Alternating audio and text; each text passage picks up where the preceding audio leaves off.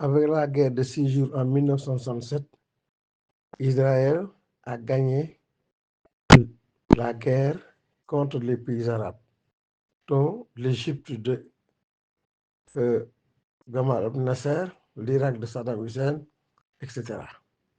Israël a gagné cette guerre grâce à la trahison, à la complicité du roi Hassan II du Maroc. Donc les pays arabes sont victimes de la traîtrise de Hassan II. Présentement, la République islamique d'Iran est victime aussi à cause de la complicité, de la traîtrise du roi Mohamed VI du Maroc. N'oublions pas aussi que le Maroc avait accueilli le tyran, le Shah d'Iran, et présentement aussi, le tombeau du Shah d'Iran se trouve en terre marocaine. Là aussi, si on se réfère sur les faits, l'Iran est victime du Maroc. D'ailleurs, le Maroc a sorti officiellement un communiqué récemment condamnant la riposte, je dis bien la riposte de la République islamique d'Iran contre Israël, contre les Américains et les pays arabes, qui ont permis à l'Amérique d'implanter des bases militaires américaines.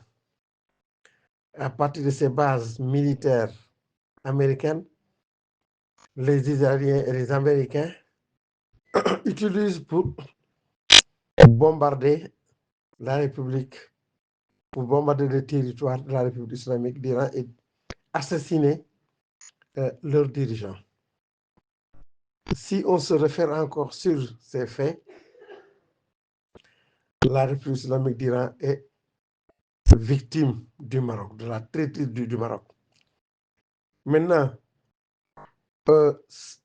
avec l'affaire de la CAF, lors de la dernière Coupe africaine des Nations CAN, qui s'est déroulée au Maroc, le Sénégal a gagné haut la main sur le terrain, le Maroc, pays organisateur. Mais 2 mois après, le Maroc a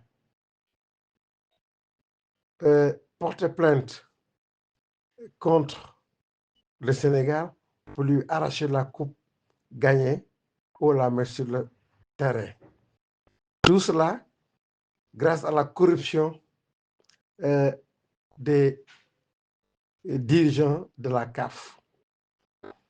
Le Sénégal a toujours clamé haut et fort une amitié entre le Maroc et le Sénégal. Mais avec ces faits, on se rend compte que le Maroc a trahi encore une fois de plus le Sénégal. Le Sénégal, où se trouve une des plus grandes tariqa, je veux nommer la Tijaniya aussi, qui a comme capitale, comme capitale, comme capitale spirituelle, Fès, une ville marocaine. Je crois que les Sénégalais doivent réfléchir, prendre conscience et savoir que les Marocains ne sont pas des frères, comme ils ont l'habitude de le déclarer. Je crois que les Sénégalais devraient se limiter à l'enseignement du prophète Mohammed ou hadith du prophète Mohammed qui dit le musulman et le musulman n'a le droit que de se déplacer et de visiter 3 lieux saints, à savoir la Mecque, Médine et Jérusalem. à part ces 3 lieux saints, les musulmans ne doivent pas se déplacer pour chercher l'agrément de Dieu dans un autre lieu euh, à travers le monde. Je crois que les Sénégalais aussi ont intérêt à prendre des responsabilités, sachant que les Marocains, ce pas des co-religionnaires dignes de foi ou bien des co-religionnaires à qui il faut faire confiance. Le Sénégal aussi est victime de la traîtrise des Marocains, comme les Iraniens de la République islamique d'Iran et comme les pays arabes en 1967. Assalamu alaikum wa rahmatullah.